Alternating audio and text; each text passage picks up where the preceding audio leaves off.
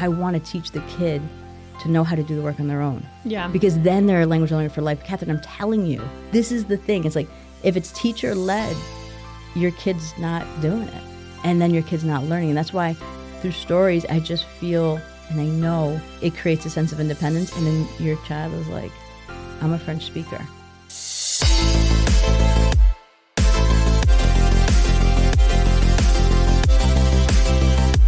Welcome to Seriously Catherine, a podcast about taking your business seriously, but not yourself. All right, this week's hot take is all about my girl, Princess Kate Middleton, who I stand for. She came out this week with a diagnosis of cancer. It's preventative treatment that she's going through. She had abdominal surgery in January, and now they are doing preventative chemotherapy for additional cancer cells that were found. And she came out publicly to address all the speculation that was said about her. And, I just have to point out how badass it is that she comes out and she says what she's got to say to make everyone just shut the fuck up. But also, she was forced to do this. It was almost like she was forced to come out and say where she was, basically because of historical issues that have come up in the past from other family members. All the other royals have disappeared from public eye. So I'm glad she came out and said what's going on, and I wish her well. And I think what an opportunity to demonstrate vulnerability, which in my opinion is a strength, and showcase how people can come together to support you through a really, really, really difficult experience. Anyway, my thoughts and prayers are with Princess Kate because, girlfriend, you got a crown to put on eventually. You got to be the queen. So I know she's going to get through this, and we wish her well. On this week's episode of Seriously Catherine, I'm joined by Juliana Russell from Language Mindset, and she is such a powerhouse. I mean, she can speak 8 different languages, so I don't know anybody else who can do that besides her. I mean, I think it's just the most incredible thing. When you're around her and she's around other people that can speak a different language, she just goes back and forth from Italian to German to Spanish to French, and then back to English, so we can understand her. It's amazing. So her claim to fame is that she speaks all these languages and she teaches them to kids through storytelling. She's an author, so if you want to buy her book, you can go online and click and buy that book because it teaches your children through storytelling and through characters how to speak a different language. She's actually teaching Posey. I signed her up for French classes because we may or may not be going to a country called France. So anyway, let's get into it. I know you're going to really enjoy learning about Juliana. Thank you so much for being here. I'm so excited for people to learn more about you. Yes, thank you. How did you get started with all the languages? Because how many languages can you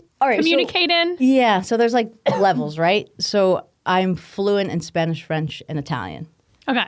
And I study 5 other ones. So there's different levels of it. So American Sign Language, ASL, Swedish, Korean, Japanese, Chinese, and I am adding German because we just added German. Yeah. So you're essentially you have to teach yourself the language before you can teach it to other people. Well, this is the interesting thing. Okay. That's a really interesting question because if you're an athlete, you can pick up another sport really easily. Yeah. It's exactly with languages. Really? Yes. That's why there's a lot of people that speak many languages because you know what goes into language learning. You know the mechanics of a language.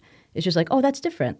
Oh, the verb goes here in Japanese. It doesn't go there. Oh, they don't even have gender plurality in Japanese or in something else. So it's you understand the mechanics. It's just applying it differently. So you look at these athletes that can pick up a sport easily. And it's just like with languages. So it's oh, let's see how German works. Ah, German does this. It does the same thing in French. It does a different thing. You know what I mean? So yeah, cool. So no, I don't teach myself before I introduce the language, but I am such a curious person and I love people that I'm all right, we got to add this language now. Yeah. I want to add Arabic. That's after German. Arabic is next online. Arabic and ASL, it's a race right now. Okay. I have experience with ASL. I can communicate in ASL. And do you feel what you're tying it back to the demand? I mean, are people interested more so in Arabic than they are ASL or? It's really relative. Okay. But yes, I would say this.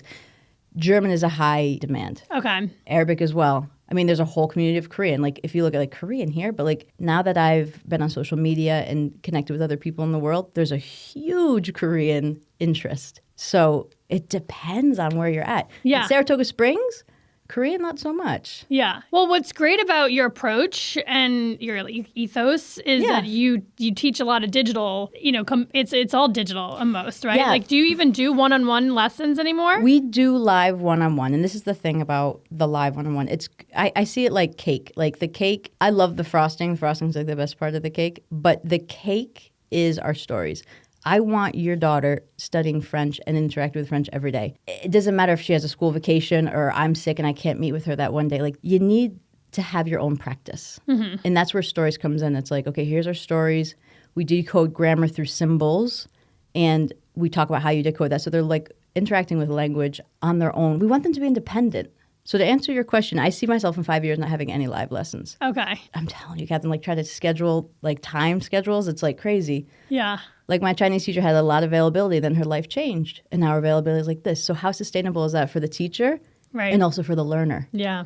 So I've got a lot of ideas, but the stories, I just feel like it's the stories is the base, and then there's like a community. Whether it be like a monthly jump in, let's do a bingo game, or let's do a game from the chapter that we read. You know what I mean? Mm-hmm, mm-hmm. Yeah, I mean, you can create clubs around those stories. Exactly right. And they can sort of make their own schedule, and you can sort of like host or... Exactly. It's like self-paced. It's like we're always here for you. You're not completely alone, but you have to be able to create your own practice. And it's small practices. And I think that's another thing too, is like people think they have to study for hours on end. I do not study for hours on end. Yeah, you're just like gobbling, like you're taking snacks. It's like I love snacks. Yeah, yes. You're like snacking on French or snacking on German. Snacking on snacks. Yeah, language snacks. Story snacks.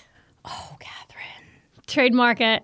Well, this is interesting because I want to have snack boxes, like, so we're like creating more content. It's just, this is the thing for me. It's like language is a lifestyle. So that's why it's like, it's the food.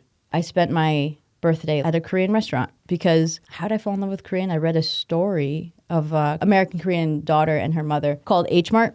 Guys, read it. So good. And she's also a musician. Found my new band, Japanese Breakfast. Yeah, I feel like I've heard about this. Was she like on Oprah's bestseller? Probably. It was incredible. Yeah. I just read that just by happenstance. My tattoo artist was like, you got to read this book. I'm like, what do you read? She's like, H Mart. And I was like, okay. I read it and I took and I was like, whoa, the whole culture and story is just amazing. So I booked a Korean class, and then here we are 2 years later, and oh my God, I love it. Adore Korean. Like my husband has my name in his cell phone as Yabo, which is like darling, sweetheart in Korean. Oh. It's a lifestyle. Yeah. So like I think that's what I'm trying to is like my message is like, yeah, and you're demonstrating it. You're not just like, come to class, kid. You're like, you're so passionate about it. Yeah. I remember when Posey first met you, she was like, do you know she could speak in so many different languages? I was like, yeah, it's pretty cool, right? So it's like there's definitely, Posey's at that age where she's such a sponge and she's absorbing so much and she can learn. Don't you think kids can learn better, like easier? Well, okay, so this is an interesting debate because I have a lot of language friends that teach adults and they're like, adults learn better. There's benefits to both. Okay. Adults are actually fantastic learners. We're just scared of making mistakes. Oh. That's the difference. Children have less inhibition. They're like more willing to just do it. Adults are like, I need to know it's perfect. I need to know the grammar of this. I think they're just a little more fearful. That's what I found. Okay. And they're just a little more perfectionist. Kids are like, yeah, I'll like say that word and say it incorrectly, or I'll answer the question. Because another thing too is like the way that we interact with languages is like, it's always through, I have to make everything into a game. And that's how I have like lived life. It's like, let's make this into a game. Like, let's make grammar into a game. The second you start explaining things, Catherine, like explaining grammar, like, oh, this verb goes with this, because it's like, oh my God. Yeah, headache central. It's just unnecessary. Yeah. I mean, most Americans don't write in English grammatically correct. Yeah, like the word sneak peek. Oh, how does that spelled? Sneak? How do you spell peek? P-E-E-K? Do people say P-E-A-K? Yeah, like a mountain peak. Oh, I didn't think about that. But maybe I'm just, Girl, you're I mean, the grammar was drilled into my brain. And this is the thing. I actually really like grammar. I find it fascinating. It's just that the priority is too much on the grammar. It's like for me, it's like language learning is like you ride a bike. It's like riding a bike. You get on the bike and you like move your feet and you're like, oh, I'm going to fall over. Then we teach you, for me, I just feel like then you teach the mechanics after. But can you imagine saying to a kid like, all right, we're going to learn to ride a bike. Let's read this 65-page manual on how the gears work and all this information that's not necessary for them. Yeah. And then like 3 months later, we're going to jump on a bike and learn how to ride. For me, I don't know, maybe it's just the way that I am as a person. It's like, get me on and like, let's do it. Like yesterday, I took my nephew snowboarding for the first time. How old is he? He's 8 and he did so well. And he's like, I just want to go down the mountain. And I'm like, all right, let's go. Yeah. So I was like, I went down a little bit. I was like, all right, come to me. And he just darted right down the mountain. So then I would try to teach him some of the mechanics. I'm like, okay, you got to get on your toe or you got to get on your heel. But it's just like you learn so much by doing. Yes. I think that's the piece is like, it's not that Catherine, you can learn multiple languages if you want. I would love that. I think it's such a badass skill. Like just to be like, yeah, I can, you know, you know what I think would be the coolest thing is like to not tell anybody that I do know the languages and then just be able to whip it out. Like, and then surprise them. That's got to be so much fun. Like, do you ever go to the nail salon and you're like, I know exactly what you were all saying. So I'm learning a little bit of Mandarin and I know of like basically like, hello, how are you? Like, thank you, this is pretty, kind of things like that.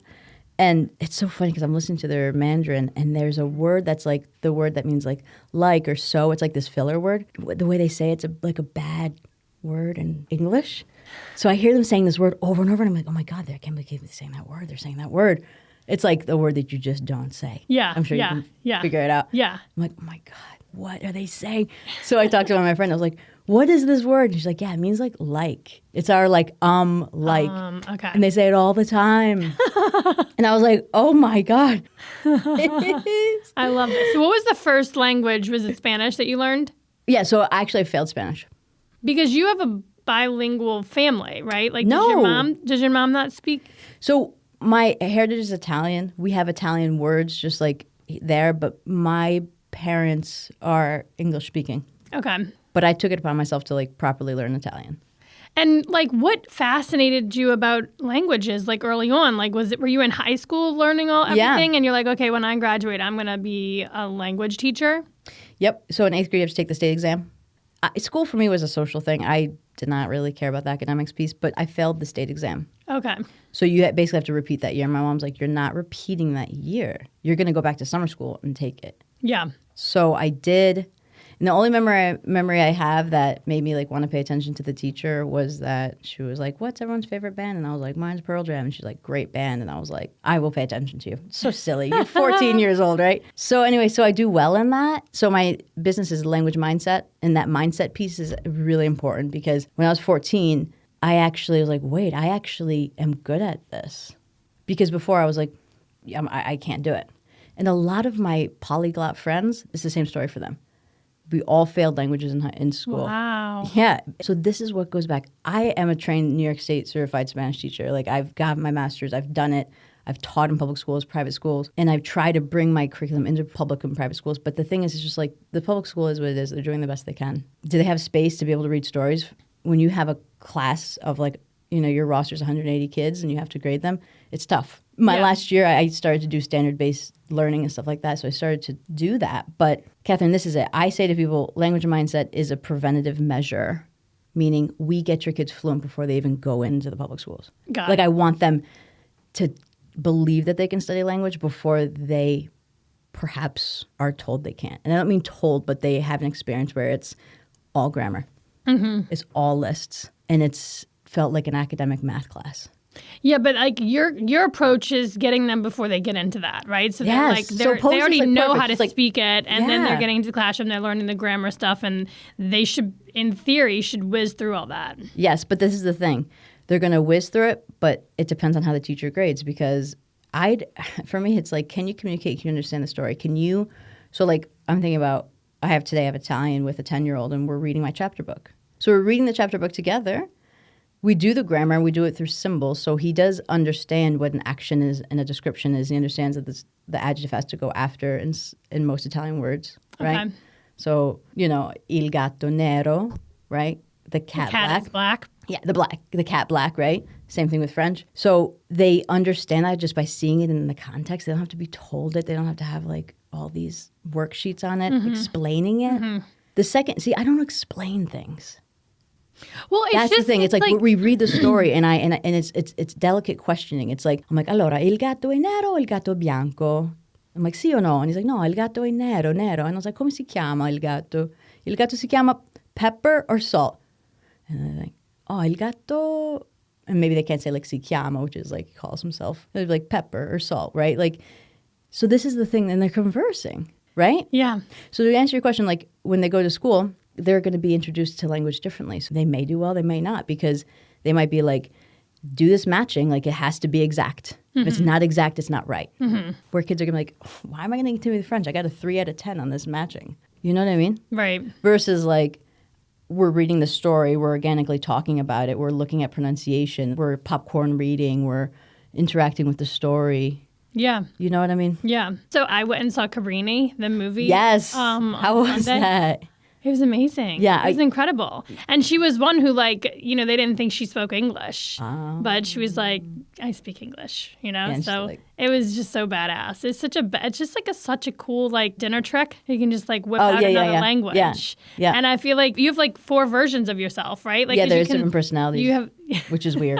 Like, my voice deepens when I speak French. Je sais pas, moi, quand je parle français, je suis comme ça. Is French a more serious... I don't know. Maybe I'm just mimicking maybe the sound of a French person I heard. It's just like, it's interesting that. But there is different, like, personality. There's intonation. Like, I just think about how Chinese and Korean is so different. How Japanese has got such a different intonation, different melody to it. Japanese is quite actually monotonal, very like, which is fascinating. And that's another thing too. It's really important as a teacher and like an educator is like, you have to make the child feel safe. If you're correcting them all the time, if you're telling them, no, say it this way, they're not going to open up. Well, it's also just like. So for a parent, think about it. Like if Posey's reading it and you're seeing that she's pronouncing the French incorrect, like her brain will work it out. Well, I also think about families that have, a German-speaking mother or Japanese-speaking father. Yeah. They just speak to them, right? They just talk to them in another language, and those kids just naturally pick up, what they're saying. I doubt seriously they're sitting down. I mean, I know for sure in the families that I know like this, they're not sitting down with them every night and talking to them only in German. You know what I'm saying? Like they're not just, okay, now we're going to speak German. It's like it's just baked in. Way that it's baked in, and they're snacking. I love that. They're snacking on it all day. Let's snack on language. Okay, we got to talk about this. This is good. I like this. The snacking piece is really important because everyone loves snacks and everyone loves to snack throughout the day. Let's be honest. I mean, you're supposed to snack through the day. I don't know that I do. I'm more of like a binge eater. I will sit down and have like way too much food. But yeah, anyway. Well, let's not get into my food, my eating habits. That's another conversation. Yeah. Well, I find that like I do love like a little snack, and that's how languages is done. It's like through these little snacking. We've created 16 short stories, which we say it should take a month to do a short story. 8 of them are already illustrated and translated. And then the other 8 still need to be designed. Okay. And then we have to get our teacher videos and things on that. But if you look at that curriculum is like, you have a story a month. So you have it for the full year. It's done. So I'm looking at ways to like get it printed. Because I think that's important for a child. Yeah, I mean, I think that because essentially it's the online coursework with a workbook, that they can work through, and then there's the bingo cards and the stories. But like for me, I mean, just for me, I was sort of like, oh my God, overwhelmed. I totally, and we did try to get through as much of it. But again, for me, I don't put too much pressure on Posey to.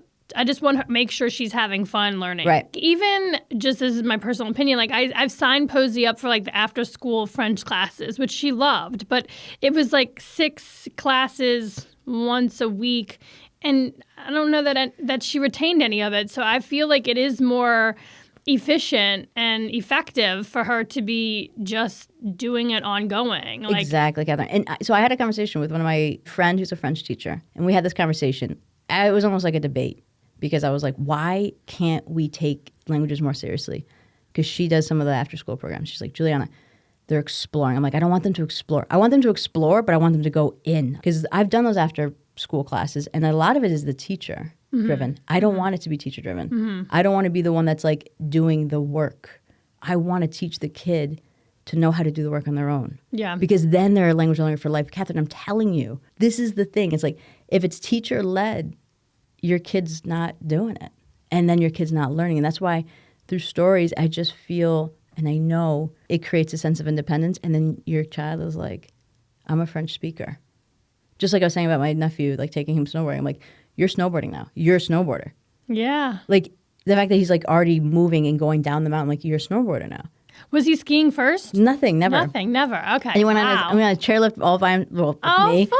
So like, there's a lot of firsts, and that's what I'm saying. Like you just do it. So it's the same thing with Posey. It's like those after school like gatherings are fun because it's that piece is important. There's a cultural piece, and that's getting together with people. That's important. But the language learning in the mindset of like that I am a speaker of this is like when you are just reading that story in her cute little room, all cozy, and she's doing her French stories, and she's watching my teacher video, and then eventually she doesn't need the teacher video because she can read it on her own. Yeah. And then she can come to the table and like teach her sisters, oh my God, look what this French word means. I'm going to say this for you. Like that's where the magic is. Yeah. Because I've tried it. I want her to ways. do it. All right. Posey's going to speak French. We know we're going to France. I know. You're going to France with Taylor Swift, to see Taylor Swift. Honestly, you're very cool. I'm trying really hard. But I think it's great. I just see like the experiences that you give your kids.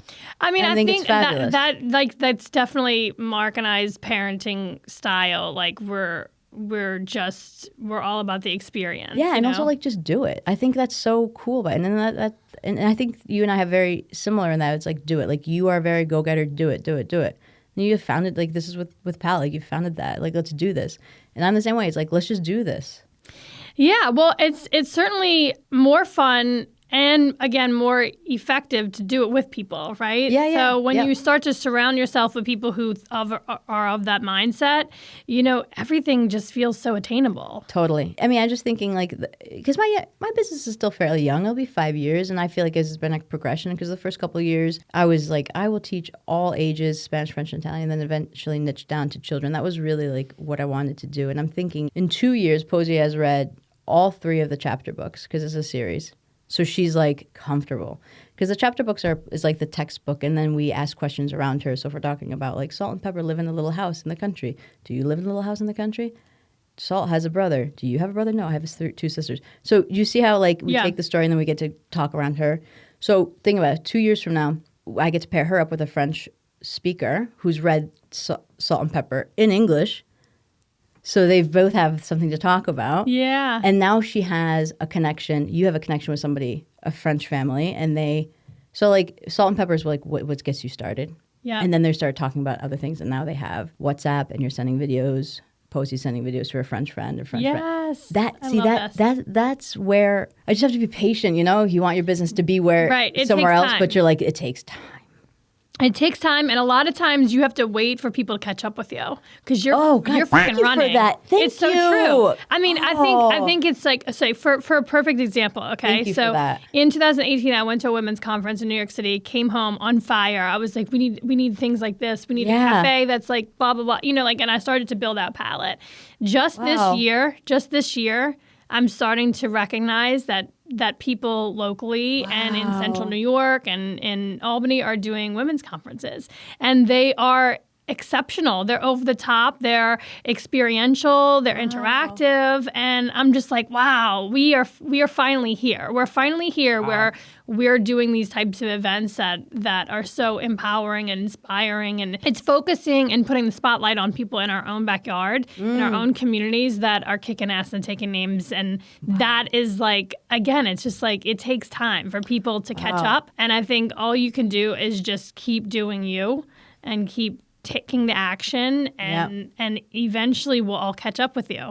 Catherine, I really appreciate you saying that because sometimes I'm like, Jules, you've got too many things. You just need to like do less. And I get that. But I also, it's like, do the things, but just be patient. And like the catching up is really interesting though too. Honestly, I really appreciate that. And thank you for your insight of saying like 2018, it's taken to this to actually like feel like it. Because I feel like there's such an impatience sometimes. Well, I am. Yeah, well, it's just you're ambitious. Yeah. You're audacious. I mean, these are the things that I share those same characteristics. It can be incredibly frustrating. It can be frustrating. When people are not. I mean, and it's just like with any little thing. Like we're trying to buy a house right now, and it's like, why aren't everyone around this project hustling, And it's just like so incredibly frustrating. And I was even talking to Jackie, Jackie Sheffer. I know you've met her. Yeah, is she the financial? Yep, financial advisor. She loves sharks? Loves sharks, you're right. So I was sitting down with her and I'm just like, but like, what if I just didn't do the thing, right? Like, what if I just sat back? Would things play out the way that they are playing out anyway? And she was like, absolutely not. But it wouldn't matter, right? Like you put focus on what you want to focus on, and you kick forward the projects and the things that you're passionate about, and everything else does fall in line because you're putting your energy there, you know? Yeah, you're right. And the patience is like, you have to zoom out sometimes, a lot of times. Yeah. You got to zoom out and say, it's going to, like, you have to trust the process and know that it's going to happen. And this just goes back to language learning. It's like, it doesn't happen overnight, but there are tricks and tips and hacking, if you will, to help you get further fast. And I think that's that's the cool thing about the stories is that it's like, we're going to worry about all the other stuff, but like, it's actually baked in. Let's just like go. There's just, I don't know. I think there's a way to immerse quicker, and then you have to wait for the results, and that may take years, just like you're saying about your palette. Like, it took you years. It takes time. It also is important to, not so quickly, on to the next thing, right? Well, I have so many projects that I am passionate about and excited about, and sometimes I don't take the time to bask in the experience or the journey of a thing, right? Like, I mean, we killed the cafe at the end of 2021, the cafe portion of the business. And there are bits of time where I think back, like, man, I could have just held on for a little bit longer, but at the time it was just too much, and I was so burnt out. So it's like taking the time to giving it ample time to sort of bask in the success of it, or give it time to work itself out. Those are all things you got to constantly be thinking about, especially when you have multiple lanes advancing. Right. And that, you're right in that, because it's like, when is enough time for it to really like see it through? And that's something actually I've been saying to myself, is like, Juliana, you have to see this through. And I'm thinking about even just the December challenge, the short stories. Like, I looked at that and I'm like, okay, how can I see that through? Like, what are some ways to make that better? Like, don't just be like, take it and be like, that's it. Like, work more with it. A booklet would have been great. Do that. Or, you know what I mean? Like, there's just ways to make it like, I don't know. Maybe a different month, maybe a different theme around the challenge. Maybe maybe there's like one tweak you could have made, and it could be one tweak would be exponentially more successful. But you also got to define success, right? The fact that you even put it out there and you did it and you got one person signed up, like, that's success. And I remember that's what sort of helped me stay motivated when we were pre-selling memberships as a means to raise the capital for Palette when we first opened. I remember advice I got from somebody, because I did say, they were like, well, what are you afraid of? I'm like, I'm afraid of like no one signing up. And they were like, well, if no one signs up, then you got your answer. Like, maybe the community's not ready for it or ripe for it yet. But if one person signs up, like, I mean, if you're going to do it anyway, whether anyone signs up or not, you're already at that point. I was already like building it out. It was like the point of no return. Right. And she just basically told me, she's like, if one person signs up, right, at least you'll be stronger because you have that one person next to you standing you side by side doing this. So and then you constantly just have to evolve that product. Yeah, and it's also building that muscle. It's like building the muscle of talking about it. It's like and this is what's so nice about having this conversation with you, is like talking about the process and building the muscle of like what your mission is, right? What my mission is why I'm so passionate of sharing and breaking concepts about language learning for children, right? And so whether that, what you're talking about, success, this is a success for me today to talk to you about this. Another success is putting yourself out there, to going back to the December challenge, writing emails and talking about how great your product is. Oh, yeah. And saying, these stories are going to change your children's lives. They will be a fluent speaker. Like, you have to continue telling yourself that what you're offering or what your product or whatever it is, the service that you're giving to the world is valid. And that's success. And that takes time. And I'm like, these stories are great. But and then you look around, you see all these other things, and it's like, no, like, first of all, not everyone's going to be interested in your product. Not everyone's going to be interested in language learning, and that's fine. But there are people out there that are. Right. And that can be exhausting too, that you have to constantly be selling yourself or constantly be telling people what, why you're so awesome or what you're doing that's so influential or, life-changing. Yeah.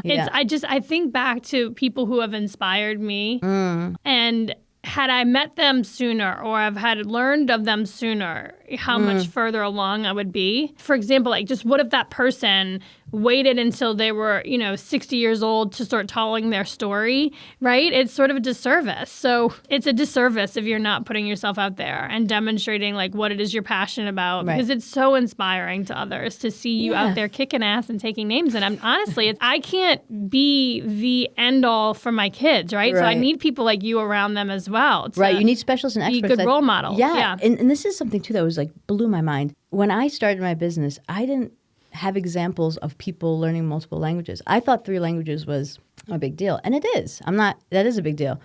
And for you, when I'm telling you, I'm fluent in 3 languages, you're like, that's a big deal. I guess I'm just trying to show you that there's another way. Right. And I didn't have that exposure until I started my own company. So what your child's seeing in school is your Spanish teacher speaks Spanish. Basta. That's it. They do the best they can. Yeah. But there's some Spanish teachers that continue to grow, but then there's Spanish teachers that have been there since the 80s. And that don't continue their passion of learning a language. Mm-hmm. And there are also a lot of fantastic teachers. I worked with a lot of fantastic teachers. It's about like teaching it properly, right? And they're still engaged in it. Yeah. But it wasn't until actually college, one of my Spanish professors was fluent in Italian. I was like, wow, you're actually fluent in 2 languages? And at that time I had been studying 3 languages at that point. Wow. Because he saw, in my Spanish, he saw me making errors in Spanish, and he knew that they were Italian errors. I was cross-checked. He was like, you're doing this. He's like, you speak Italian too? I was like, yeah. He's like, I speak Italian too. You're doing this thing in Spanish. You don't need to do that in Spanish. That's what you do in Italian. What that was, it showed me that there are other people that do this. And you need a shining example to say, there's other people that do this. Like I was going back to my nephew, just talking about my nephew all day today, but I said to him, like, buddy, you're learning snowboarding at 8. I started snowboarding at 14. You're learning Italian at 8. I started learning Italian at 15. For him to see that where I am, it's like, you need to see someone at the end. You need to see someone at the end and be like, this is possible. Right. Because language learning is hard and it takes a lot of effort. Yeah, and there are some people, I'm sure, who are like, what's the point of that? What's the point of that? I want to be able to go to France and like order a croissant and not get also, Catherine, you can the stink eye. Because so for our honeymoon, Mark and I went to Amsterdam, Paris, and London. Oh, fun. And I did not have the best experience in Paris. I had a good experience. We were there for New Year's. It was like, we were there on our honeymoon. I was feeling all the love, but I was not feeling the love from the French people. They were like, you damn American can't even like say the word water. Ooh? Low. Well, so did you ever hear the story about it? Because accents are such a huge thing when you like pick up on someone's accent. Yeah. And you just because I can pick up on yours. It's sweet. And some people pick up on mine. They're like, are you from here? I'm like, I get that a lot. Well, people speak so many different languages. I'm sure there's like crossover and people can't really pick. They're like, where are you from? I'm like, I'm from are. here. And they would say the same about my mom. They would make fun of my mom's accent, but she's from Mechanicville. I don't know. Do you dream in other languages? Yeah. That's gotta be wild. I just dreamt in French just a couple of nights ago. I don't know what we were. Yeah, I have very vivid dreams. This is like really weird, but yeah. I love that. Okay, so thank you so much for being here today. I love that you came on. And where can people like get in touch with you or learn more about you? Our website is the place. So that is www.thelanguagemindset.com. Okay. Yeah. Thelanguagemindset.com. And we're on all the socials, Instagram, LinkedIn, Facebook. All the places. Well, thank you so much for being here. Grazie mille. Come back. Sì, ci vediamo presto. All right, so this week from Saratoga Living After Hours, which is where I get all my Saratoga information, and you should too, and you can subscribe to their Substack and be as informed as I am. But in case you're not informed here, Sarah Ali is moving from the Wilton Mall, and she's going to upgrade to Broadway. And I am so excited because Sarah, the owner of Sarah's Kitchen, is a member of Palette, and she used to be at the Farmers Market, then she moved to the Wilton Mall, and now she's going to be on Broadway. We have had her cater events at Palette. The food is so good. And Sarah is from Egypt. So she is bringing all of the Middle Eastern Egyptian cuisine that you did not know you needed in your life to downtown Saratoga. And I am here for it. So in 2 to 3 weeks, depending on how easy it is for her to get through the hoops that is City Hall and getting all the permits that she needs to open up a business on Broadway. She will be open, hopefully in time for the Belmont, because she absolutely needs to be able to capitalize on all the new faces and people in the streets and stuff to eat her food. So yeah, Sarah's Kitchen right here in downtown Saratoga. It is coming soon. It'll be a walk-up kitchen. You can take food to go. I'm sure she'll have like prepared meals that you can just grab and go. You can also sit for lunch and dinner there. I'm just so excited because we're getting a little diverse with our culture in Saratoga Springs, and I think that's great. And I love to be able to like introduce my daughters to all the different types of foods that you can eat right in their hometown. Our taste buds are really going to thank us. All right, this week's Facepalm Mom moment is a springtime snowstorm experience. I mean, we didn't put all of our snow gear away, but we didn't expect to have to use it until next winter. But over the weekend, we measured 15 inches in our front yard. I don't know what everybody else got, but on Saturday, I drove through the slush and the muck with Leah Ferrone, who, thank God, has a big truck and is a confident driver. She drove us down to the Guts event, which was a women's conference that one of our palette members, Brittany Burnham, put on. It was amazing and incredible. And then we got back home and yeah, it was just like the middle of a snowstorm. I felt like it was never going to stop snowing. And it was this kind of storm where it's like, you're not going to catch up with it. You know, as much as you shovel, as much as you clear a path, as much as you're staying positive during the shoveling experience, it just is coming down.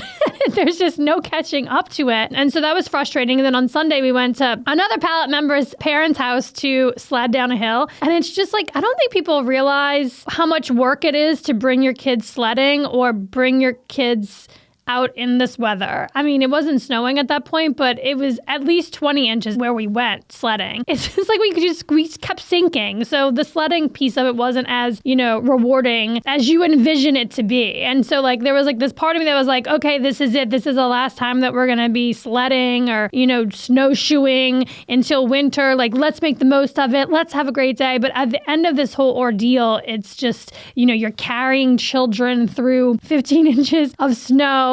I didn't have the right pants on. I didn't have snow pants on. Can it be over? Can it be over now? Now we get it. Mother Nature, you dumped on us. We get it. Now can it be springtime? For real? Thank you for listening to this podcast. And if you want to connect with me, slide into my DMs on Instagram. My handle is Catherine Hover.